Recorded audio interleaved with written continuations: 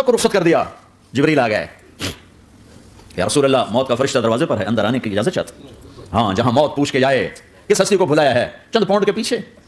جہاں موت پوچھ کے جائے, آپ نے کہا آ جائے, وہ اندر آئے. السلام علیکم یا رسول اللہ, سلام پیش کرتا ہوں. میں نے آج تک کسی کو سلام نہیں کیا, آپ پہلی ہستی ہیں جنہیں سلام کر رہا ہوں. میں نے آج تک نہیں کسی کو سلام کیا. یا رسول اللہ آپ پہلی ہستی ہیں. اللہ نے کہا پوچھ کے اندر جانا, بن پوچھے نہ جانا.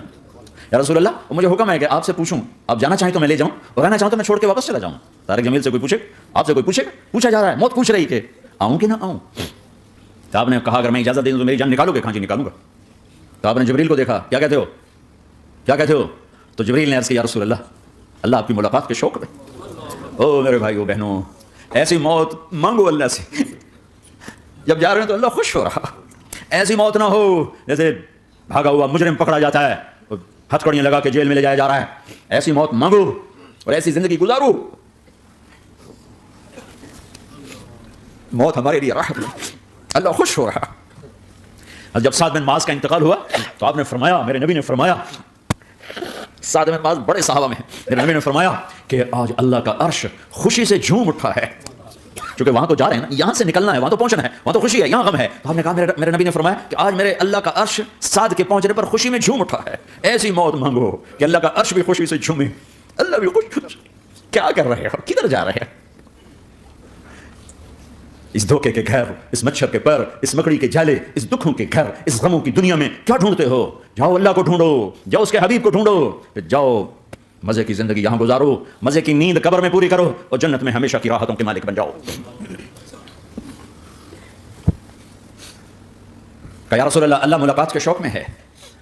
تو میرے نبی فرماتے کہ میرے حسنین کا کیا ہوگا؟ میں تو دیکھ رہا ہوں ایک زہر میں تڑپتا ہے, ایک بچوں سمیت نیزے پہ چڑھا ہوا ہے. ویسے بھی محرم ہمیں یاد دلاتا ہے کہ اللہ کو راضی کرنے کے لیے آخری حدوں تک پہنچنا بھی کامیابی کا صحرا گلے میں ڈالنا ہے. ایک نے فتح کا جھنڈا گاڑا, قیامت تک کے لیے ذلت اس کے ماتھے کا نشان بن گئی. ایک نے سر کٹا کے نیزے پہ چڑھایا اور قیامت تک کے لیے عزت کا صحرا گلے میں ڈال لیا. کیوں کہ ایک دنیا کی بازی ہارا پر اللہ کو لے کے جیت گیا, اور ایک دنیا کی بازی جیتا اور اللہ کو کھو کے ہار گیا. اللہ کو پا لینے کے بعد کوئی ہار نہیں, اللہ کو کھو دینے کے بعد کوئی جیت نہیں. اللہ کو اپنا مطلب بناؤ, اللہ کو مطلب بناؤ, اللہ کو مطلب بناؤ, اللہ کو اپنی زندگی کا مقصد بناؤ. ہے جبریل واپس جاؤ اور اللہ سے پوچھ کے آؤ میرے بعد میری امت کے ساتھ کیا کرے گا. ہائے واہ یا رسول اللہ. ہر کوئی اپنے بچوں کے لیے پریشان ہوتا ہے کہ میرے بچوں کا کیا بنے گا. آپ کہہ رہے ہیں میری امت کے ساتھ کیا کرے گا میرا اللہ. جاؤ اللہ سے پوچھ کے آؤ, میں پھر جواب دوں گا. واپس گئے, جواب آیا کہ اللہ کہہ رہے ہیں کہ ساتھ دوں گا, میرے رب کی عزت کی قسم, اور لاکھوں کروڑوں درود و سلام ہوں اس کملی والے پر. اگر آپ یہ سوال نہ اٹھاتے آج میں اور تم بھی بندر خنزیر ہوتے. بیچ میں وہ حائل ہو گئے, ان کے آنسوں, ان کی دعائیں. مچھلی کھانے پر اللہ تعالیٰ نے موسیٰ علیہ السلام کی قوم کو, پورے شہر کو بندر بنا دیا. مچھلی کھانا کون سا گناہ ہے؟ اللہ نے کہا ہفتے کو نہیں کھانی, کھاؤ اتوار پیر منگل بدھ جمعہ کھاؤ, ہفتہ نہیں. مگر نہیں کھائیں گے, کھایا, اللہ نے بندر بنا دیا. شراب پینا مچھلی کھانے سے بڑا گناہ ہے, اور بیچنا اس سے بھی بڑا گناہ ہے, اور نشے کی چیزیں بیچنا اس سے بھی بڑا گناہ ہے, ماں باپ کی نافرمانی اس سے بھی بڑا گناہ ہے. میرے نبی سے پوچھا گیا یا رسول اللہ قیامت کب آئے گی؟ اللہ کو پتا ہے. کہ کوئی نشانی بتا دیں, کوئی نشانی بتا دیں. تو آپ نے فرمایا جب ماؤں کو ذلیل کیا جائے گا قیامت آ جائے. یہ تو اس کی دعائیں ہیں, بیچ میں آ کے کھڑی ہو جاتی ہیں.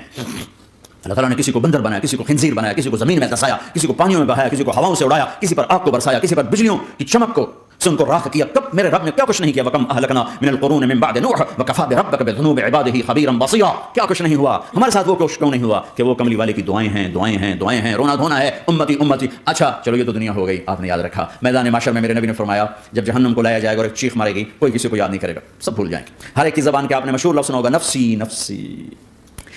جب جہنم آئے گی تو ایک چیخ مارے گی, اور کئی بلین فرشتے اس کو پکڑ کے لا رہے ہوں گے, اور وہ ان کے ہاتھوں سے نکل رہی ہوگی, اور اس کی آگ کے شعلے اور اس کا دھواں اور اس کی چیخ اور اس کی آواز. تو جب وہ قریب آئے گی تو اس کے آواز پر سارے مرد عورت زمین پر گریں گے, اور سب کہیں گے یا رب نفسی نفسی, یا رب نفسی نفسی, یا رب نفسی نفسی. اللہ میری جان, میری جان, ماں نہیں, ابا نہیں, بیوی نہیں, بچے نہیں, بھائی نہیں, میری جان.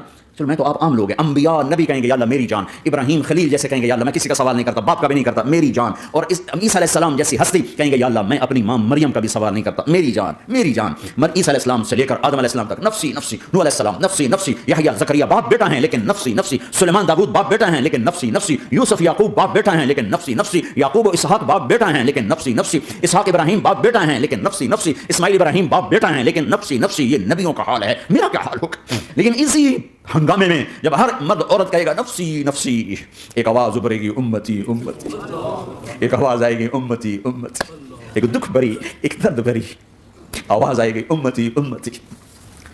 سننے والے حیران ہو گئے، یہ کون ہے؟ یہ کون ہے جو اپنے آپ کو نہیں مانگ رہا، اپنی امت کو مانگ رہا ہے؟ یہ کون ہے؟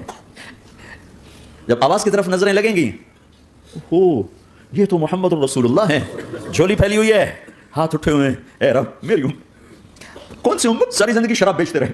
کون سی امت ساری زندگی ڈرگز بیچتے رہے؟ کون سی امت ساری زندگی زنا کرتے رہے؟ کون سی امت ساری زندگی ظلم و ستم کے پہاڑ توڑتے رہے؟ ساری زندگی جوا کھیلتے رہے؟ آپ تو کہتے دفع ہو جاؤ، میری نظروں سے دور ہو جاؤ، نہ تمہیں میری عزت کا خیال نہ میری نسل کی قربانیوں کا میرے معصوم بچے نیزوں پہ چڑھ کے اس تم چند پونڈوں پہ کیا ظلم ڈھا کے آئے ہو؟ دفع ہو جاؤ یا اللہ نے جہنم میں ڈال۔ یہ کہنے کا موقع تھا، میں قربان جاؤں اس نبی رحمت، اس کامل اکمل نبی، اس ہادی رحمت پر میں کہاں سے الفاظ لاؤں ان کی تعریف کے لیے؟ دو ہستیوں کا حق نہیں ادا کیا جا سکتا، ایک اللہ کا رسول، ہر ایک کا حق ادا ہو سکتا ہے، اللہ اور اس کے رسول کا حق نہیں ادا ہو سکتا۔ وہ کہتے جا ان کو آگ میں ڈال دے، انہوں نے نہ مجھے دیکھا، نہ میرا گھر دیکھا، نہ میرے پیٹ پہ پتھر دیکھے، نہ میرا راتوں کو تڑپنا دیکھا، نہ میرا مچلنا رونا دیکھا، نہ احد میں ٹوٹے دانت دیکھے، نہ طائف میں بکھرا خون دیکھا، نہ کربلا میں اولاد کے سر نیزوں پہ چڑھے دیکھے۔ دفعہ دور کر دے میری آنکھوں سے، میں قربان جاؤں اس نبی رحمت پر۔ کہہ رہے ہیں یا اللہ میری امت، یا اللہ میری امت، یا اللہ میری امت، یا اللہ میری امت، نہ یہاں بھلایا نہ وہاں بھلایا۔ آپ کے لیے ممبر آئے گا، میرے حبیب بیٹھو، آپ کہیں گے اب مجھے خیال آئے گا اگر میں بیٹھا تو یہ مجھے لے کے جنت میں نہ چلا جائے، اور اللہ کہہ رہا بیٹھو تو میں کیا کروں گا؟ میں خود زمین پہ کھڑا رہوں گا، ممبر پہ ہاتھ رکھ دوں گا، کیا اللہ تیری مان لی؟ میں نے ہاتھ رکھا ہوا ہے، لیکن میں بیٹھوں گا نہیں کہ میں اپنی امت کا آخری حساب کروا کے جاؤں گا، ایسے نہیں جاؤں گا۔ آؤ بھائی، ہمارا نیا سال ہمارا سال تو محرم سے شروع ہوتا ہے، ویسے تو جنوری بھی اللہ کا، محرم بھی اللہ کا، سورج اللہ نے بنایا تو جنوری فروری بھی اللہ کا، اور چاند اللہ نے بنایا تو محرم ربیع الاول بھی اللہ تعالیٰ کا، دونوں ہی اللہ کے ہیں، کسی نے یہ لے لیا کسی نے وہ لے لیا۔ ہم نے جو کہ چاند کا کیلنڈر بنایا تو ہمارا تو اب سال شروع ہو رہا ہے، ہمارا تو نیو ایئر اب ہے، ہمارا نیو ایئر رونے سے شروع ہوتا ہے۔ کیسا اللہ نے نظام بنایا، کسی اور مہینے میں یہ واقعہ ہو جاتا، نہیں سال کے شروع میں یہ واقعہ رکھا ہے کہ ہر ایک کو پتہ چلے کہ ہاں نیا سال خوشی منانے کے لیے نہیں ہوتا، نیا سال آخرت کی تیاری کے لیے ہوتا ہے کہ ایک سال چلا گیا، ایک سال اور زندگی سے نکل گیا، اور بھی جلدی سے اللہ کو راضی کرنے کو، کوئی کام کرنے کو، توبہ کرنے کو، اللہ کو راضی کر لیں۔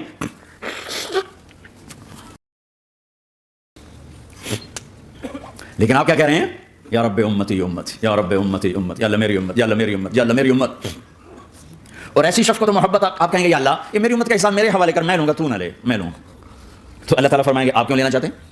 کہیں گے میں اس لیے لینا چاہتا ہوں کہ ان کے جتنے عیب ثواب ہیں نا وہ کسی کو پتہ نہ چلے، بس میرے سامنے آ جائیں تو ان کو شرمندہ نہ ہونا پڑے، تو میں قربان جاؤں۔ پھر وہ رب محمد ہے، اس نے اپنے حبیب کی لاج رکھنی ہے، وہ کہیں گے میرے محبوب اگر آپ ان کا حساب لیں گے اور آپ ان کے گناہ دیکھیں گے تو پھر ان کو آپ سے تو بڑی شرم آئے گی، نہیں میں آپ کو بھی نہیں دیتا، میں ان کا حساب پردے کے پیچھے لوں گا، کسی کو پتہ نہیں چلنے دوں گا۔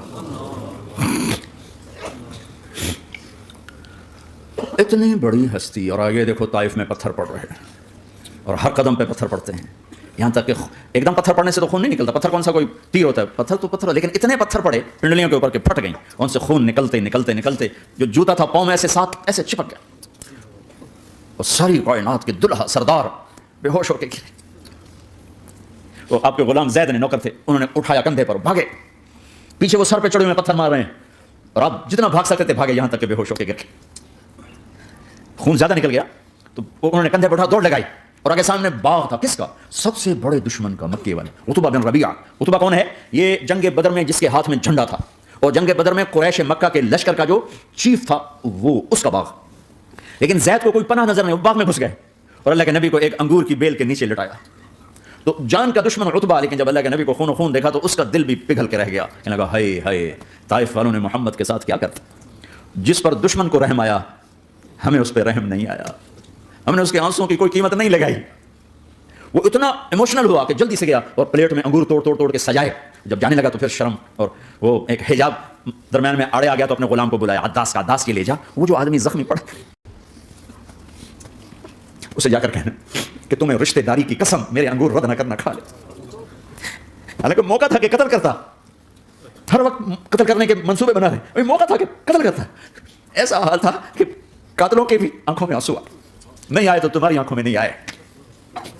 چند پاؤنڈوں پہ اپنے نبی کو بیچ دیا. کہنے لگا عداس یہ لے جا. وہ جو آدمی لیٹر پر اسے کہنا تو میں رشتہ داری کی قسم دیتا ہوں میرے انگور رد نہ کرنا کھا. عداس آئے اور آ کر انگور پیش کیے. تو اب آپ نے ایک انگور اٹھا کر بسم اللہ. تو عداس کہنے لگا یہ لفظ یہاں تو لوگ نہیں بولتے. آپ نے پوچھا تو کہاں کا ہے؟ کہا میں نینوا کا ہوں. اچھا میرے بھائی یونس کے شہر کا, یونس علیہ السلام. وہ کہنے لگا وما ادراک ما یونس, آپ کو یونس کا کیسے پتا ہے؟ تو آپ نے فرمایا میں اللہ کا نبی ہوں. وہ بھی اللہ کا نبی تھا. تو عداس نے ایک دم آپ کے پاؤں پکڑے اور چومنا شروع کیا اور کلمہ پڑھ لیا. تو آپ اپنے سارے زخم بھول گئے.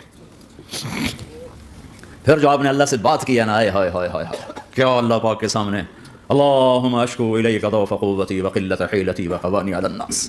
اے میرے رب آج تو سے گلہ نہ کروں, آج تو سے گلہ نہ کروں. تو نے مجھے کن کے حوالے کر دی, تو نے مجھے کن کے حوالے کر دی؟ الی عدو ملکتہ امری او بعید یتجحم. ایسے دشمنوں کے حوالے تو نے کیا جنہوں نے میرا یہ حال کر دیا. تو اس سے کون سا چھپا ہوا ہے؟ ساتوں آسمان لرز گئے, عرش کانپ اٹھا اور جبریل فرشتے کو لے کر ایک سیکنڈ کے کروڑویں حصے میں حاضر. یا رسول اللہ حکم فرمائیں اطبق علیہم الاخشبین. یہ دو پہاڑ اٹھاؤں گا اور یوں ایسے چکی کی طرح یوں کر دوں گا. نبی رحمت, نبی رحمت, نبی رحمت. ارے تم تو آپس میں رحمت نہیں رہے ہو, ایسی فرقہ واریت کی آگ میں جلے ہو کہ ایک دوسرے کو سلام کرنا چھوڑ گئے, ایک دوسرے کے پیچھے نمازیں پڑھنا چھوڑ گئے. اور جاؤ پاکستان میں دیکھو ایک دوسرے کے خون کے پیسے پھر رہے ہیں. یہ کون سی امت ہے؟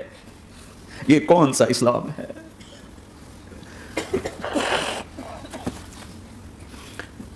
حضرت عائشہ نے پوچھا یا رسول اللہ آپ کو سب سے زیادہ تکلیف کہاں پہنچی؟ کہا طائف میں. طائف میں 23 برس میں سب سے زیادہ تکلیف کہاں پہنچی؟ فرمایا طائف میں. جنہوں نے اتنی زیادہ تکلیف پہنچائی تھی ان سے بدلہ لینے کا وقت آ گیا ہے اور فرشتہ حاضر ہے, اللہ کی منشا شامل ہے, کر دوں؟ کہ نہیں یہ نہ صحیح, ان کی نسل میں شاید کوئی ایمان لے آئے. لعل اللہ ان یخرج من اصلابہم من یوحد اللہ. یہ نہیں تو ان کی نسل ہی شاید کلمہ پڑ جائے. میں عذاب دلانے نہیں آیا, میں تو رحمت بن کر آیا ہوں. ما بعثت لعانا, میں لان تان کرنے نہیں آیا. انما بعثت رحمتا, میں تو رحمت بن کے آیا. اب ممبر پہ بیٹھنے والے لانتے برسا رہے ہیں اپنوں پر.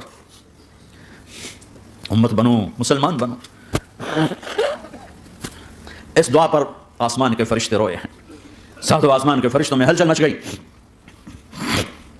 میرے بھائیو یہاں کوئی آزاد نہیں ہے. موت سے لڑو, دکھاؤ. بڑھاپے سے لڑ کے دکھاؤ. غم اور دکھوں سے لڑ کے دکھاؤ. یہاں پابند بن کے چلو اس اللہ کے جس کی شہنشاہی ہے, اس اللہ کے جس نے مجھے بنایا, اس اللہ کے پابند بنو جس نے مجھے آنکھوں کا نور دیا, زبان میں بول دیا, جسم میں طاقت دی, عقل کو سمجھنے کے اوصاف دیے. اس اللہ کے پابند بن کے چلو جس نے قرآن کو اتارا, جس نے دھرتی کو بچھایا, جس نے آسمان کو اٹھایا, جو موت دینے والا ہے, جو موت کے بعد اٹھانے والا ہے. اس اللہ کے پابند بن کے چلو جو میرے جسم کو چورا چورا کرنے والا ہے, میری ہڈیوں کو ریت کی طرح ذرہ ذرہ کرنے والا ہے. اس اللہ کی مان کے چلو جو پھر مجھے میرے اس پارا پارا وجود کو پھر جمع کرنے والا ہے. اس اللہ کے سامنے جھکو جو قبروں کو پھاڑ کر مجھے پھر کھڑا کرنے والا ہے. اس اللہ کے سامنے جھکو جو ساری آدم کی مردہ نسل کو دوبارہ زندہ کرنے والا ہے. اس اللہ کے سامنے جھکو جو زمین آسمان کو ایک دن توڑنے والا ہے, توڑ کے پھر بنانے والا ہے. اذا السماء انفطرت واذا الكواكب انتثرت واذا البحار فجرت واذا القبور بعثرت. زمین آسمان کو ہلا رہا ہے, موت دے رہا ہے. اذا زلزلت الارض زلزالها, زمین پہ موت آ رہی ہے. اذا السماء انفطرت, آسمان مر رہا ہے. اذا الشمس كورت, سورج مر رہا ہے. وَإِذَا الْجِبَالُ سُيِّرَتْ, یہ پہاڑوں کی موت ہے. عرش فرش لوح قلم کرسی, ہر شے کو فنا کے گھاٹ اتارنے والا اور خود ہمیشہ باقی رہنے والا, دائم رہنے والا, قائم رہنے والا, اپنی ذات میں قائم, اپنی ذات میں دائم, موت سے پاک, تھکن سے پاک, نیند سے پاک, اونگ سے پاک, ظلم سے پاک, ذوق سے پاک, خزانوں کا مالک, عزت کا مالک, قوت کا مالک, شہنشاہی کا مالک, کبریائی کا مالک, ہمت کا مالک, جبروت کا مالک, خزانوں کا مالک, فرشتوں کا مالک, جبریل کا مالک, میکائیل کا مالک, اسرافیل کا مالک, اسرائیل کا مالک, طارق جمیل کا مالک, برمنگھم والوں کا مالک, آدم کی ساری نسل کا مالک, 2 پاؤں پہ چلنے والوں پر بادشاہ, 4 پاؤں پہ چلنے والوں کا مالک, پانی کی مخلوق, ہوا کی مخلوق, زمین کی مخلوق, رینگنے والے, اڑنے والے, تیرنے والے, چھپٹنے والے, تھوڑنے والے, پھاڑنے والے, ڈسنے والے, سب پر میرے اللہ کی شہنشاہی ہے.